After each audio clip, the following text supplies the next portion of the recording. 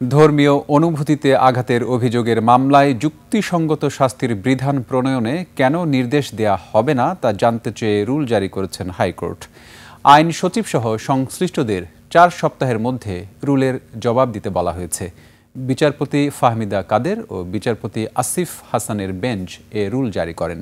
আরও জানাচ্ছেন শাকেরা আরজু। নায়াসিনামাইড ও স্যালিসাইলিক সমৃদ্ধ লিলি ফেস ওয়াশ যা ফেসের ডেড স্কিন সেল দূর করে দেয় দ্বিগুণ ফাস্টার ব্রাইটেনিং।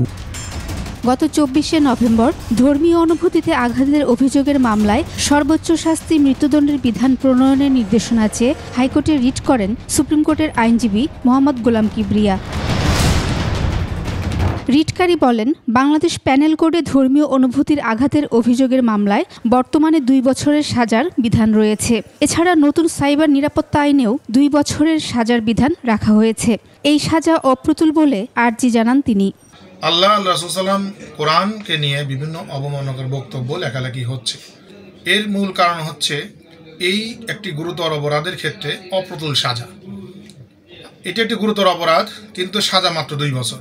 তার যুক্তি, এ কারণে বাউল শিল্পী আবুল সরকারের মতো অনেকে কটূক্তি করার সাহস পাচ্ছেন। ধর্মীয় অনুভূতি আঘাতের অভিযোগের মামলায় সর্বোচ্চ শাস্তির বিধান রাখা হলে এই অপরাধ করতে কেউ সাহস পাবে না বলে জানান রিটকারী। সেই অপরাধকে কমানোর জন্য বা অপরাধকে আরও মিনিমাইজ করার জন্য এই আইনের সাজার পরিমাণটাকে বাড়ানোর দরকার বলে আমরা মনে করি। মঙ্গলবার এই বিষয়ে রুল জারি করে হাইকোর্ট।